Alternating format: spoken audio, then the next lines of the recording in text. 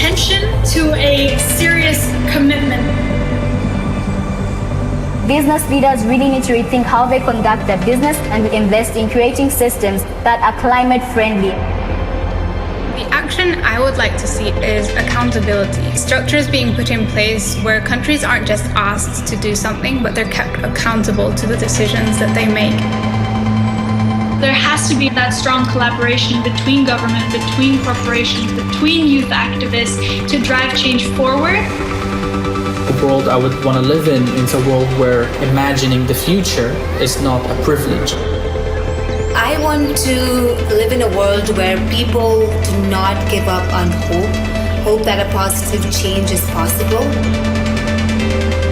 The fact that you're listening today means that you are willing to make a change.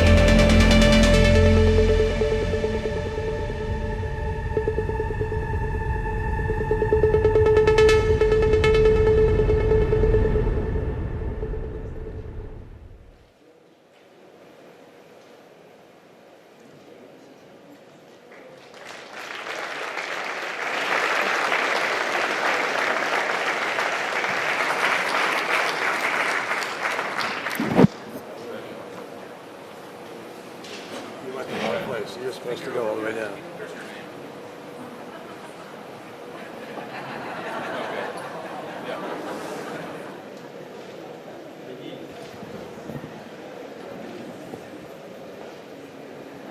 Thank you, Mark, for being so vigilant and shows the agility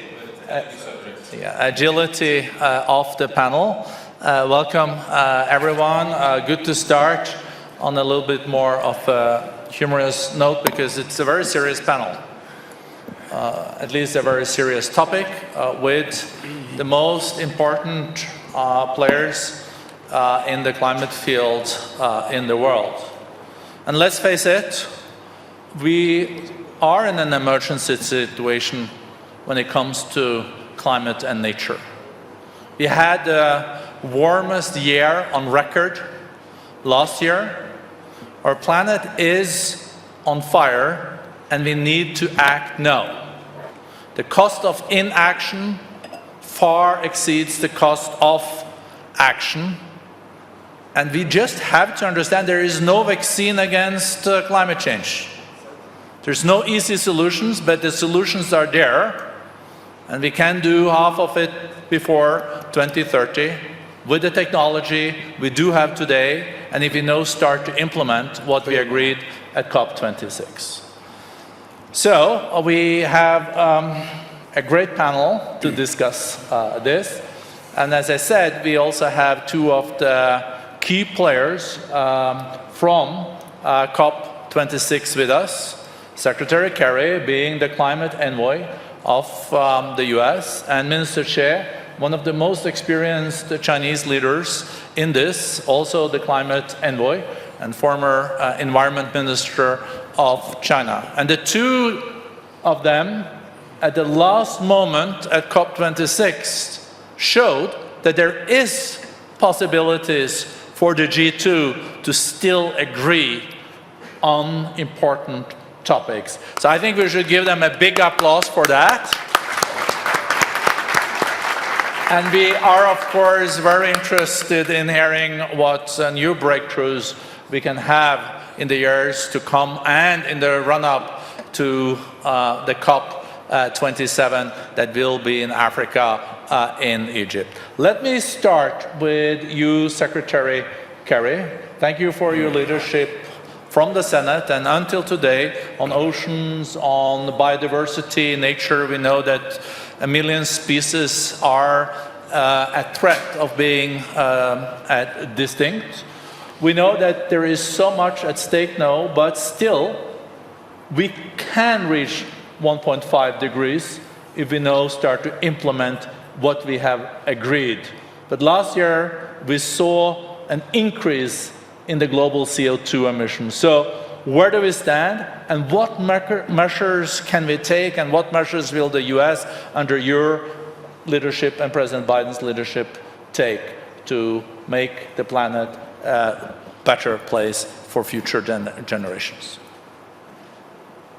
Well, Borja, thank you very much for the invitation to be here, and I'm delighted to be here with all the members of the panel, particularly with this gentleman. We have spent many hours together over 25 years, and we are friends, despite real differences between our countries, obviously.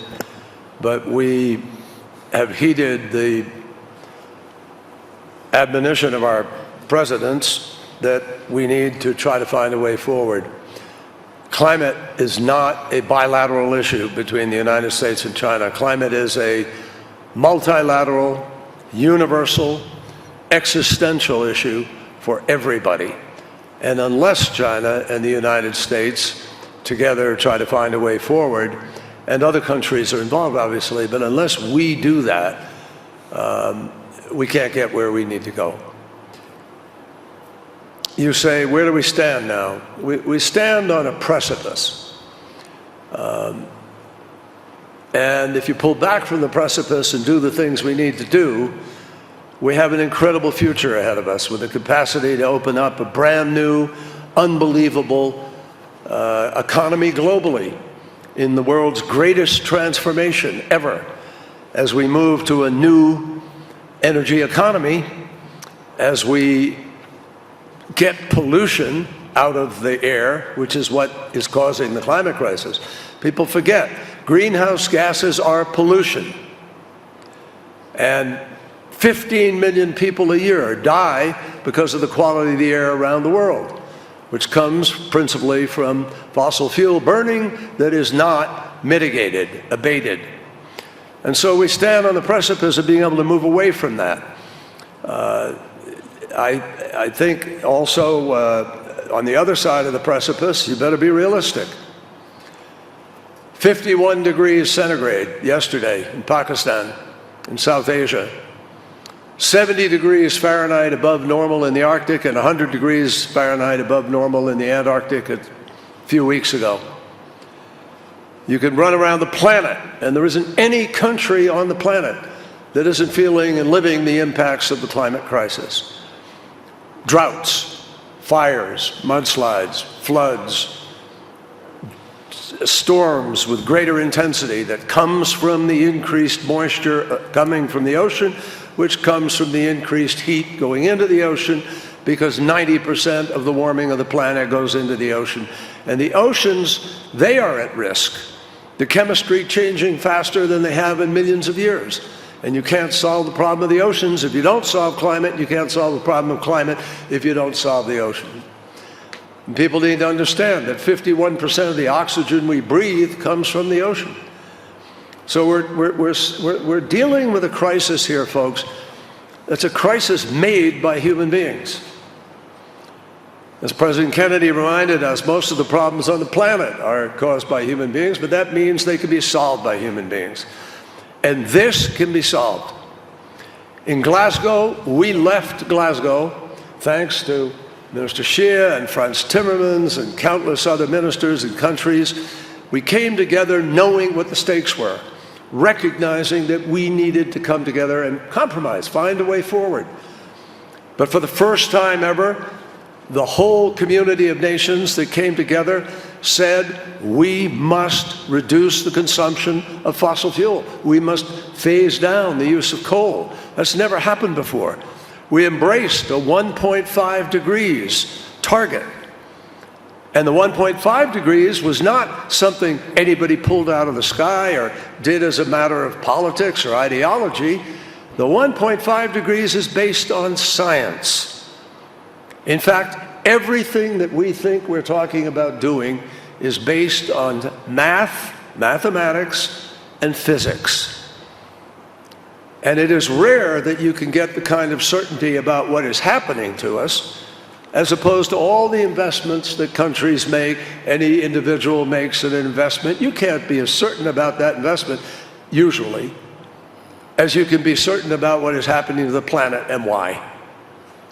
So we need to move. We need to accelerate. We need to do more. And Xie Zhenhua understands that. He's committed to that, as we are. And we're working together now to try to find the way that we can move forward. 20 countries, ladies and gentlemen, equal 80% of all the emissions on the planet. Think of it that way. And if those 20 countries can move rapidly enough, we can win this battle. We left Glasgow with 65% of global GDP committing to real plans that can get you to 1.5 degrees. That means 35% did not join that. And what we need to do now is help some countries that need assistance to be able to make the transformation do it. So we're working. The United States is working together with Germany and Britain and France, other countries, UAE, with India, with South Africa, with Indonesia, with Vietnam, with Mexico, with other countries, to help them to get the investable financing and the technology that will help them make this transition. I am absolutely convinced we will get to a low-carbon, no-carbon economy on this planet. I cannot tell you I'm convinced that we will get there in time, that we will do what the scientists told us we must do 4 years ago, which was reduce by 45% minimum over the next 12 years. We lost 4 of those years, and you all know why. Now we didn't lose them completely because other nations kept going and people kept doing things, even in America. But we didn't have momentum. Now we have momentum, and we have the ability to be able to actually keep the world at the degrees we're aiming for. Fatih Birol and the IEA let the world know that if we implemented everything that we agreed to do in Glasgow, we would be at 1.8 degrees centigrade of warming by 2050. That doesn't tell me we can be satisfied with 1.8 degrees. It tells me that with a little more effort, we can get to 1.5. And every tenth of a degree makes a world of difference. Bottom line, I'll just close by saying to you, no government has the money to be able to solve this problem by itself. No government will move fast enough to solve this government by itself. We need you. We need the private sector all around the world to step up, as major financial institutions are stepping up, as companies that have joined the First Movers Coalition, who are saying, even by paying a green premium, they're going to buy 10% green steel. They're going to buy green cement. They're going to have, some of them have invested in electric airplanes. Some of them are going to make new ships, Maersk, for instance, that are carbon-free. We're starting. We're on the move. We simply have to accelerate this by several times. But I am convinced that through technology, through innovation, through human ingenuity, if we will find the human will to make the choices available to us, we can win this battle. That's where we stand. Thank you, Secretary Kerry, for that. I think you deserve a great applause. And Minister Che, welcome to you. And thank you also for your leadership at COP26 and on the environment and climate for decades. You heard what Secretary Kerry said about that we have to accelerate this several times just now. And we know that China has committed to peak emissions before 2030 and also being climate neutral by 2060. Could you share with us what next steps and what will take place from China's side in the coming years based on these ambitions? Can it be accelerated? And do you also feel that the collaboration from Glasgow between Secretary Kerry and yourself could be continued in the run-up to COP27? Minister, and welcome. 谢谢主席，谢谢刚才克里特使的讲话。台下有好多我的老朋友，向大家问好。我首先呢，先向大家介绍一下，在对待气候变化这个问题上，中国政府的一贯的一些立场。今年的1月份，习近平主席在2022年世界经济论坛视频会议上发表了演讲，他提出了要携手战胜疫情，化解各类风险，跨越发展鸿沟，实现共促共赢等四点主张，为世界走出困难、战胜挑战，再一次贡献了中国的方案。去年9月，习近平主席发起全球发展倡议，目的是同各方一道，加快落实2030年可持续发展议程，实现更加强劲、绿色、健康的全球发展。气候变化和绿色发展是倡议的重点领域之一。面对人类共同的未来，各方应该同舟共济，各尽所能，合作共赢，应对气候变化等全球性的挑战。只有合作才是根本的出路。第二呢，中国始终积极地践行应对气候变化的务实行动。习近平主席宣布了双碳的目标，刚才布伦德主席讲的，这个2030年达峰，2060年要实现碳中和。实际上呢，前面还有一个字“前 ”，2030年前和2060年前。也就是说呢，我们要努力的争取呢，做得更好。为了实现这个目标，在中央的层面成立了碳达峰、碳中和的领导小组，构建了实施1+N 的政策体系。1+N 就是包括所有的行业、所有的领域都要为实现这个目标做出自己的努力。到目前为止呢，已经有37个领域跟行业已经公布和实施了他们自己的实施方案。所以这样的话呢，就来积极的促进我们优化能源结构、产业结构的调整，稳步的推进全球碳排放市场的建设。绿色低碳转型创新已经在中国呢形成了社会的氛围。第三，中国始终积极地推动全球气候治理的进程。习近平主席亲自领导和参与之下，中国为巴黎协定的达成、签署、生效和实施做出了历史性的贡献。这一点呢，美国、中美之间有很好的合作促成了巴黎协定的最后能够巴黎大会取得成功。所以在世界经济论坛2017年年会上，习主席又指出，巴黎协定符合全球发展的大方向，这个成果来之不易，应该共同坚守，不能够轻言放弃。今天我们再次相聚在达沃斯，面临新的更大的困难和挑战。刚才克里先生已经讲了，在此呢，我们呼吁各国要加强团结，共克时艰，重信守诺，遵循联合国气候变化公约和巴黎协定所确定的基本原则，通过强化务实行动与合作来实现公约和巴黎协定的目标，共建公平合理、合作共赢的全球气候治理的体系。谢谢。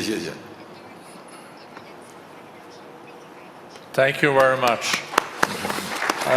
I will come back to this gentleman, but let me now turn to Elizabeth Batuti. I heard Elizabeth speak at COP26 as a young climate activist. Very impressive. Elizabeth, you also started and are the founder of the Generation Green Initiative.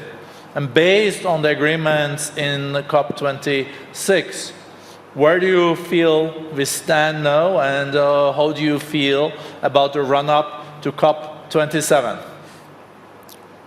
The humanitarian crisis that I described to the world leaders at COP26 has only worsened since the last year.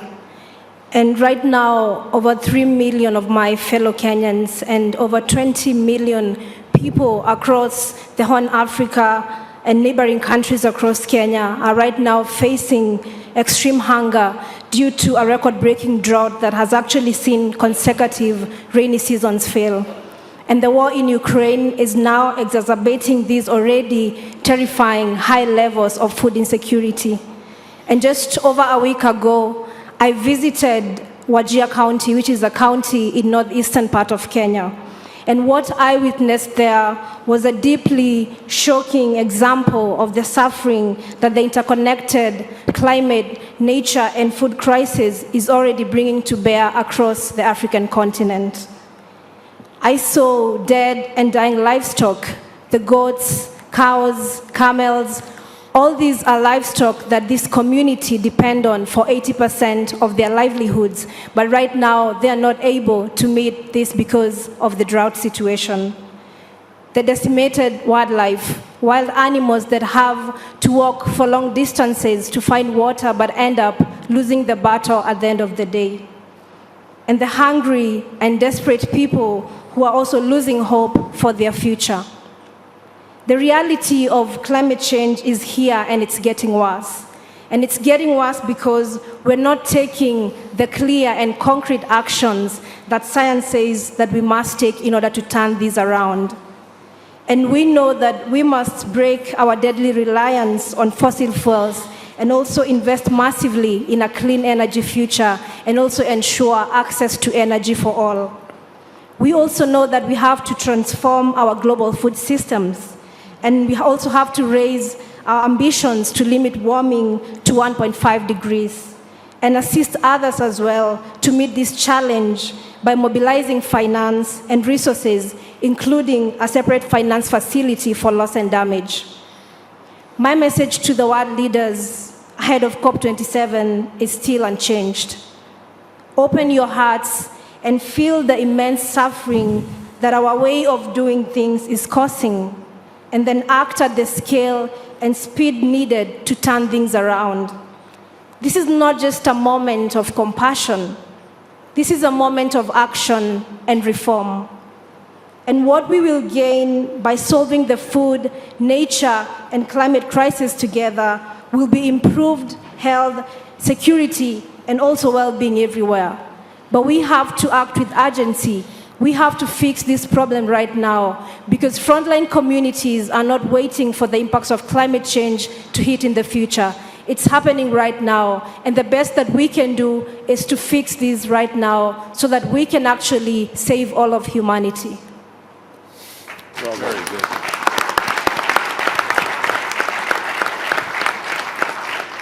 Thank you so much, Elizabeth, and also to share what is happening on the ground in Kenya.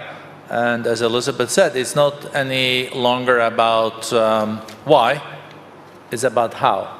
And Geraldine Machette, co-chair, co-CEO of Royal DSM, also the CFO.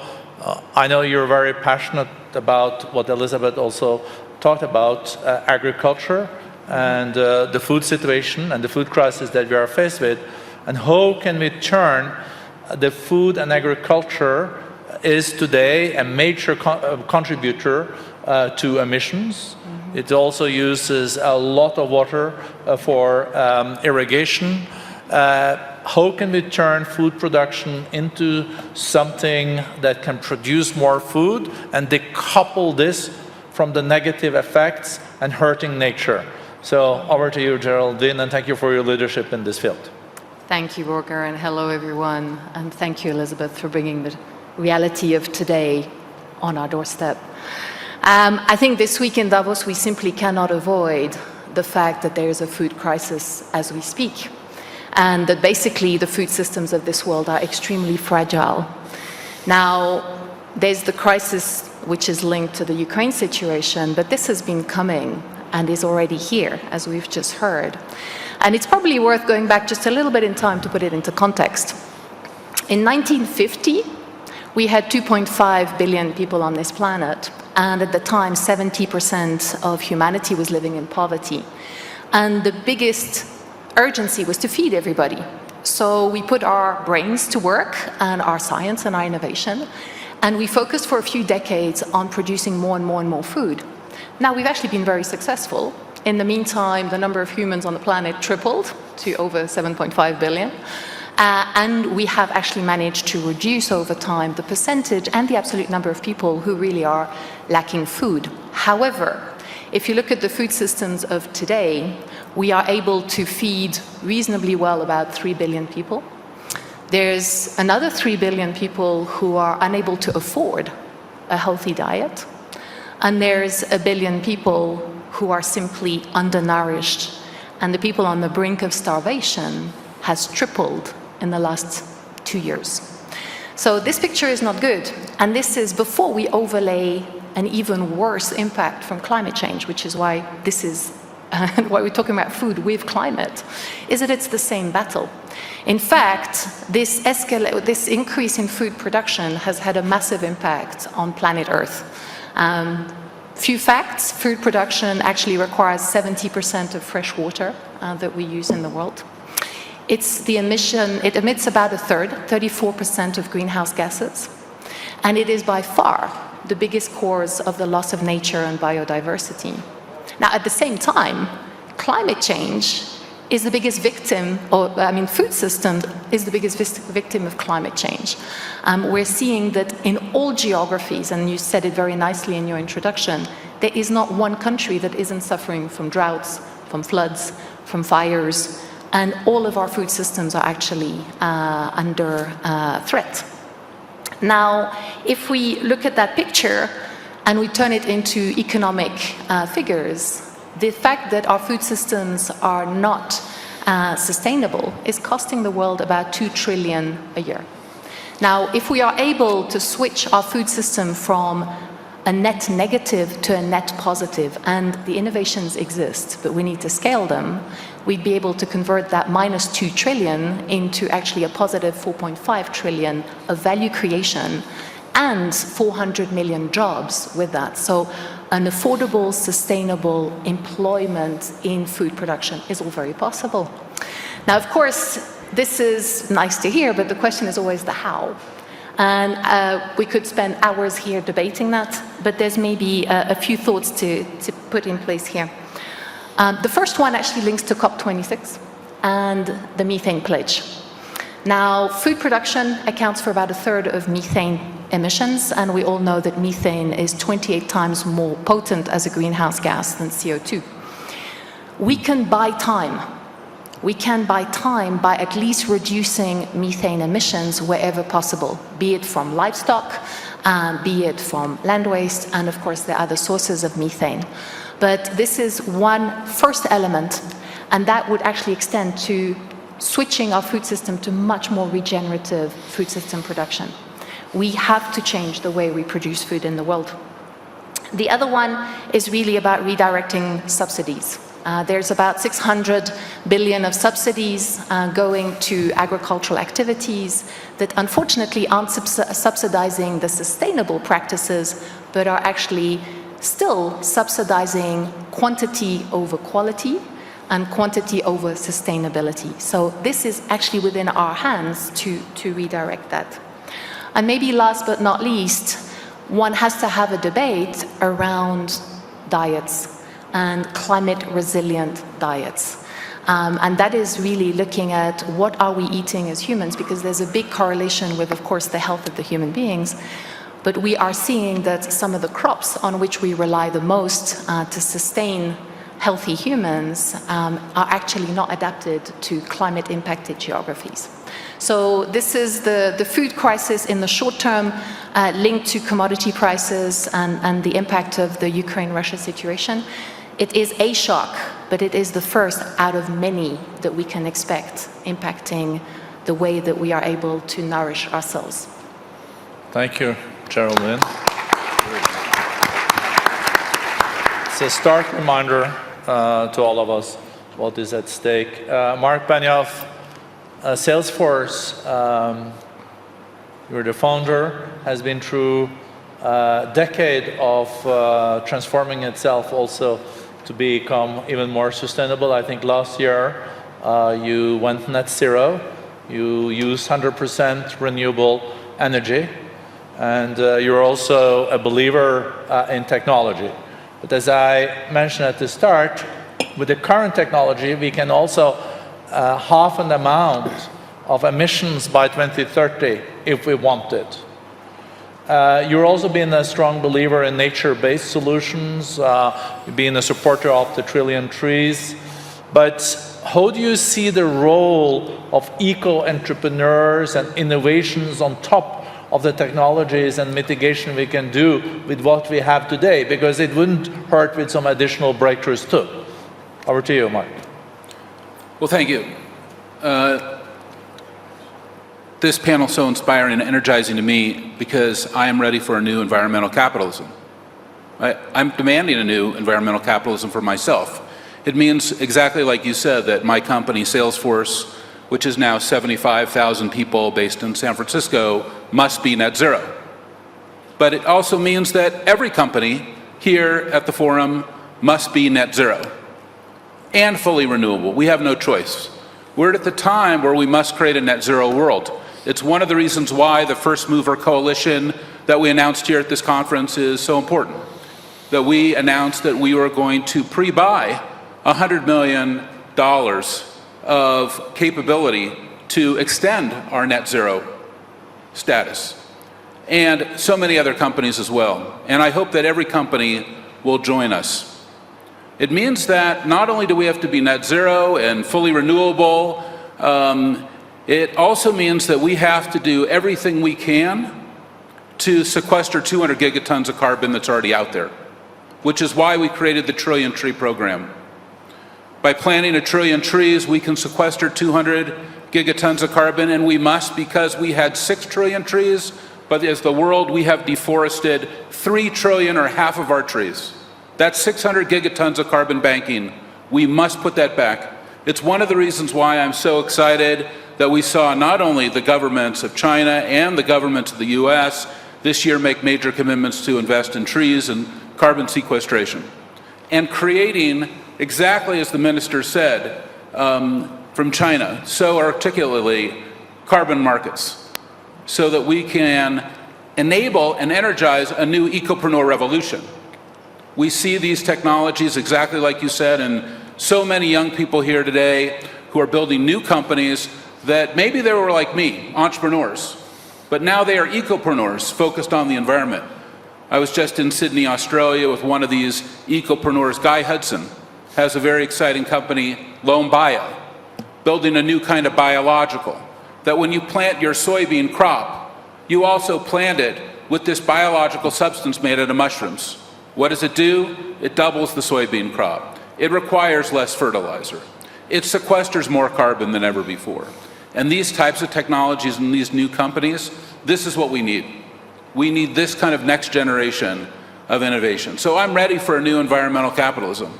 And I hope that Salesforce can be an example that we can create great companies.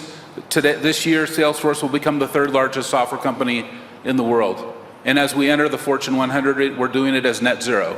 I hope that it motivates every company here to do that as well. Thank you. Thank you, Mark. And thank you for coining this environmentalist capitalism.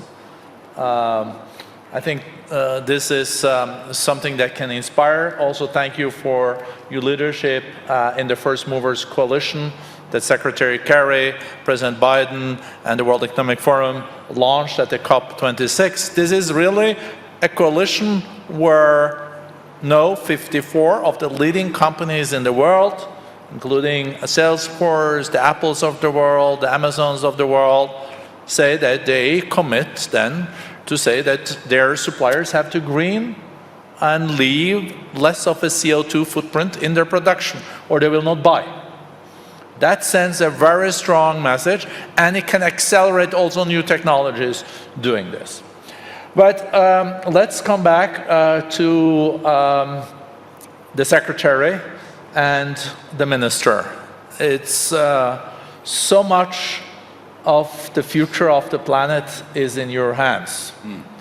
US and China is almost 50% of the global economy. And we know how powerful it is when you can agree. Before Paris, where you both played such an important role, we were on a track to 4 degrees increase, 4 degrees. After Paris, on the track to 3. After COP26, when you did agree, we are now on the track, or potentially on the track, to 2 degrees. Not where we need to be, because that's 1.5, but now we have to agree, and we have to implement the necessary measures to get to 1.5. So my question to you, honorable ministers and secretary, is how to get there. Will we get there, and will we now get the necessary momentum in the run-up to COP27, or will leaders now just focus on having all the necessary energy available, and they will forget about the green agenda? Maybe Secretary Kerry first? Well, Borja, that obviously is a fundamental challenge right now. We are not on the track that we need to be right now. Emissions went up 6% last year. Coal use went up 9%. Wrong direction, folks. That's before Ukraine. Before Ukraine. Now Ukraine is being used as a lever to make the argument that, oh, wow, see, you got to have this energy security, which we do have to have. Nobody doubts that. But there's a headlong plunge to sort of say, well, that means we've got to drill a lot more and pump a lot more, and we've got to build out more infrastructure in order to be able to deliver the gas to Europe that we have to have, et cetera, et cetera. Now, we have to do some of those things. We have to make up for the gas that Russia's losing. That Russia is, now that we're cutting Russia out and not selling it, so where are you going to get it from? Well, Europe has made a decision to completely accelerate their deployment of renewables. And France has determined that they're going to have to double down on nuclear and make different choices. So all of us need to recognize that, we have the basic technologies now already deployed to get where we need to do in this next 8 years to meet the goal of a 45% reduction. But we do not have yet the technologies fully brought to scale and developed sufficiently to be able to do what we need to do to get net zero 2050. But first things first, we must get a 45% reduction in these next 8 years, because the same science and the same scientists tell us if you don't reduce enough between 2020 and 2030, barring a miracle discovery of something that we don't even know, that we don't have yet, you can't have a steep enough, you can't meet the decline that you have to achieve over those next years by 2050. You can't do it.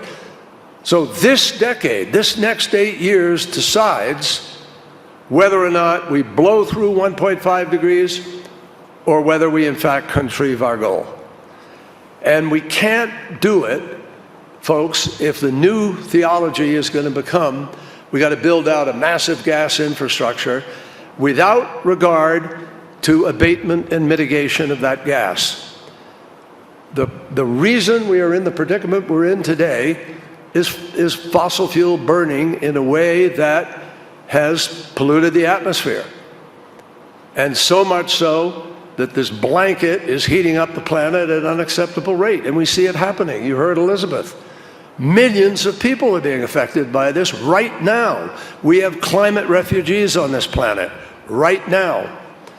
We have people who are, we have a threat to the entire food production structure of Africa.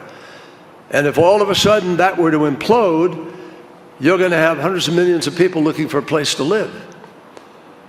If you think migration has been a challenge to the world over the course of the last 25, 30 years, wait till you see what happens if we don't do what we know we have to do over the course of these next years. Now, I've always talked very directly with my friend Xie Zhenhua. We always deal with these things very honestly, and he knows that I am urging China just as I'm urging the United States. We must reduce emissions faster. We must deploy current level of technology on solar, on wind. And we have other technologies we're aware of with respect to hydro or geothermal or other things that we could do. So we can meet the goal of the 45% if we summon the political will to do it. And the entrepreneurial activities that are ongoing are genuinely exciting. I was in California recently looking at what was happening with Google X, what was happening with our laboratory and fusion, where, by the way, they have made genuine new breakthroughs and there are new possibilities. And we're also looking at startups, young companies that are doing new things in battery storage, in green hydrogen, in direct air carbon capture, where they're now utilizing the carbon that they capture, making it into product. This is the future.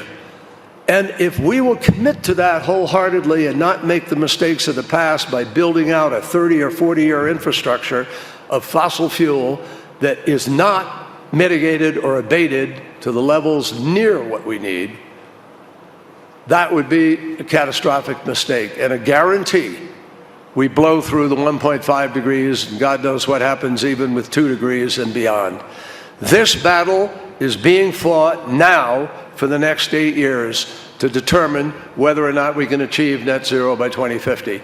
And we need China to join with us. And I hope in these next months that Xi Jinping and I, and it's not the two of us who are as important as Borja has made us, it's President Biden and President Xi. And it's their determination about what we will do that can make the decision as to whether or not China can accelerate its ability, which it agreed to work with us to do. We've already crossed that bridge. China said it's prepared to work with us to try to accelerate the transition from coal. And China also has agreed they're going to go after methane. Methane, my friends, is so critical. Now, because of permafrost thawing in Siberia, in the tundra, in Alaska, you can light a match over bubbles coming up out of the water and the water will burn. Light on fire. That's methane. And the problem is methane is 20 to 80 times more damaging than CO2. And it's the easiest thing to begin to fix. It's low tech. It's plumbing. You fix pipes that leak. You fix connectors that leak. You plug the holes of wells that you used to use, but you don't leave them open. You stop flaring. You stop venting. There's as much gas being flared and vented now as Europe gets from Russia in a year. So we can do this. And I hope Xi Jinping and I will be able to take what we've done in the last 2 COPs to the level that we need to get to win the battle. Thank you, Secretary Kerry. So, Minister Xie, does Secretary Kerry make sense to you? There's only one answer to that. or maybe be a little bit more precise in my question. Do you agree with him that we must reduce emissions faster?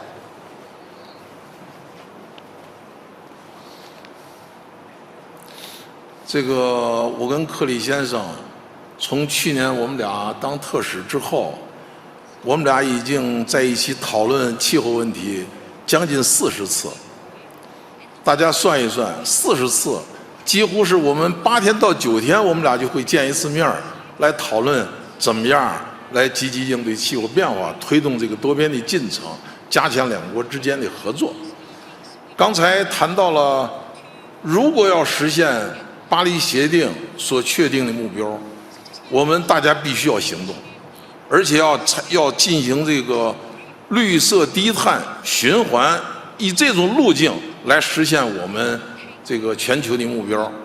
首先，刚才克里先生讲到了能源结构必须要转型，必须要调整。中国最近这些年，我们的煤炭占一次能源的比重已经由74%下降到56%。中国的可再生能源的发展呢，在世界上走在是最前面。我们已经建成的可再生能源的总装机容量是10亿千瓦以上，其中风电和光伏发电各占了3亿千瓦的总装机，这个量是相当大的。这个连续7年，中国用于可再生能源的投资都是超过1000亿元，在世界上也是第一位的。所以在这个能源结构的调整上呢，我们主要是要把以这个化石能源为主的能源结构跟电力系统呢，要改造成以可再生能源为主的这个能源结构和电力体系。这是我们在能源结构上要进行大力的调整，而且我们也宣布了，不到海外再去建这个火电、煤电机组。这是在能源这个领域。实际上，在工业领域呢，我们在钢铁、水泥、建材、有色、化工各个领域都制定了相应的实施的这个方案，确定了一些标准。这样的话呢，就能够让各个行业能够实现它的低碳的发展。在交通领域，中国现在的这个电动汽车生产量、销售量和保有量是占全世界第一位的，占了1半以上。我们的拥有量是吧？现在应该要节能，提高能源的利用效率，这也是这个新的能源。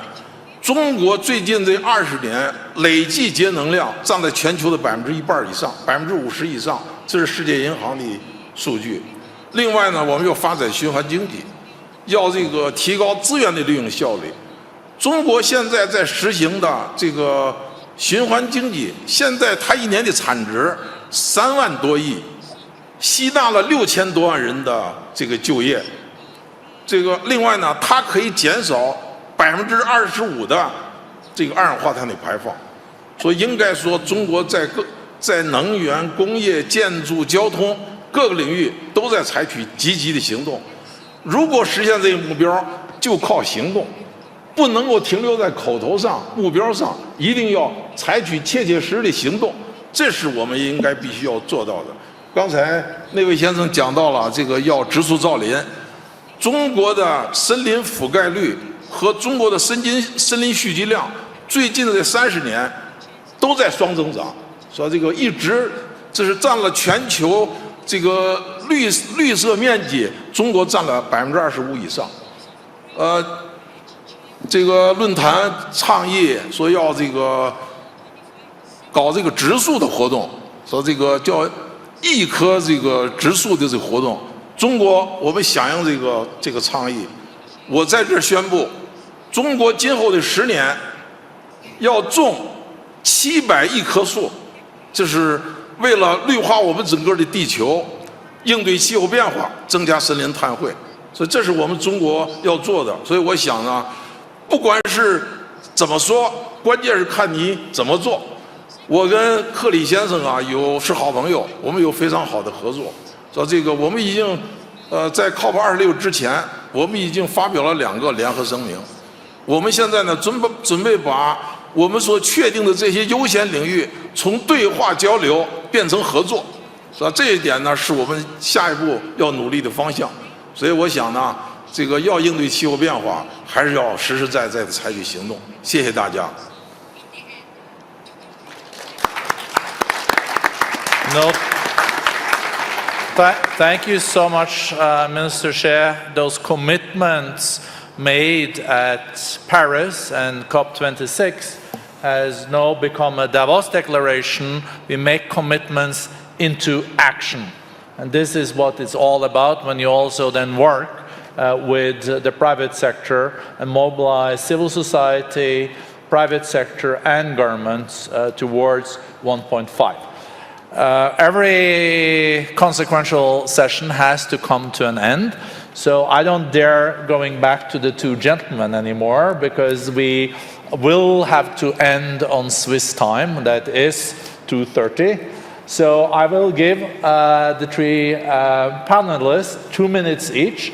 I will go to Geraldine first, then to Mark, and I think the future needs to end such a panel, because it is about Elizabeth's future and all the young people on our planet. So over to you, Geraldine, first, then to Mark, and then to Elizabeth. But 1.5 minutes each, and then we can end on time. Thank you very much. And while there's absolutely no doubt, of course, that the climate crisis and the climate battle has to do with energy, it also has a lot to do with nature. And photosynthesis is a very strong power to sequester carbon. So maybe my last thought for us today is to really home in on the innovations that can leverage the power of nature to help us win this battle as well. And there's a lot of innovations out there that we can scale. I mean, regenerative agriculture, it doesn't need to be invented, it needs to be scaled.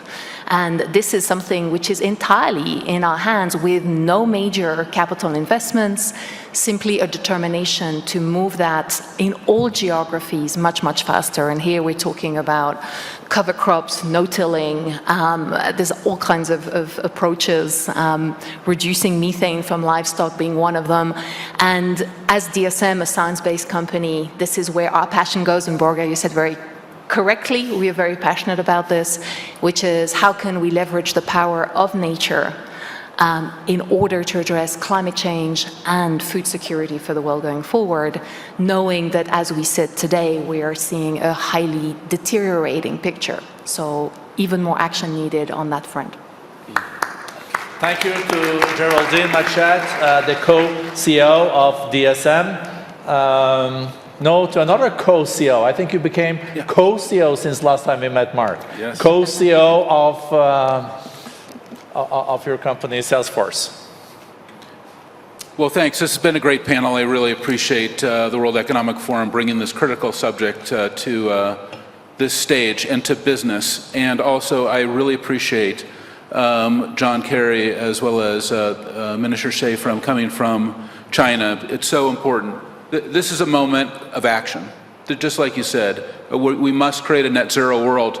This is the time where we have to accelerate and reduce our use of fossil fuels and reduce our deforestation. And just like the minister said, we must get to reforestation.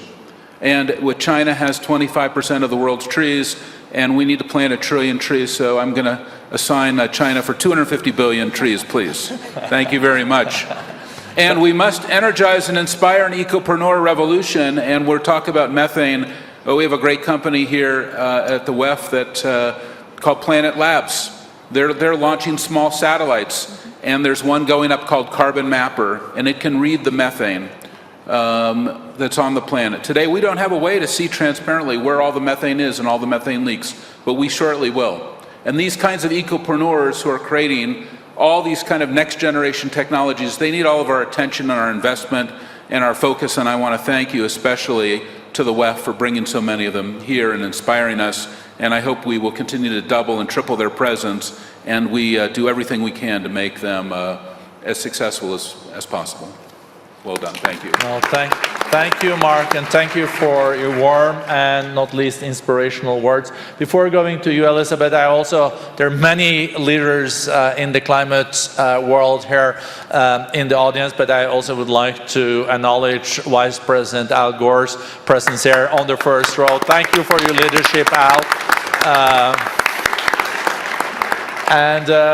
Elizabeth, you can sum up now.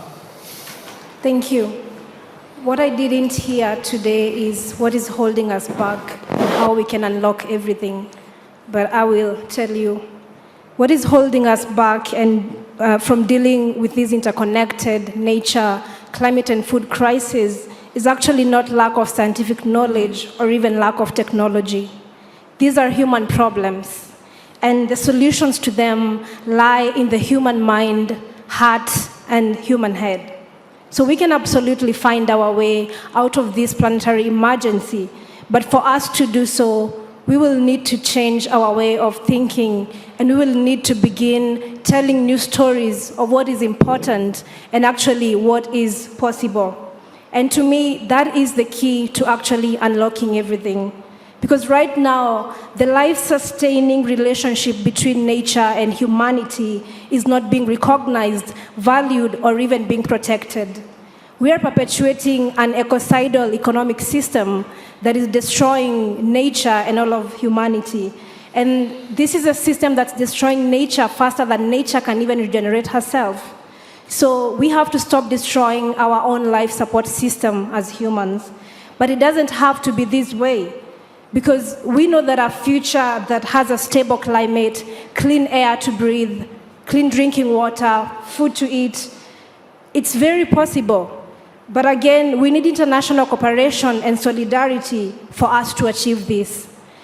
And what is needed now is actually courageous and urgent action from each and every person, each and every sector, because we have to change course when we still can. And we all know that time is running out. We have been saying that time and again. But again, we have to make sure that we are turning our words into action, and we have to be born of compassion and respect for ourselves and all of life on earth. Thank you. Thank you so much to Elizabeth Vatuti. I'm positive that we'll hear more from you in the future, and thank you for ending this panel in such a touching way. Thank you to a great panel. Thank you for your commitment and leadership. Thank you.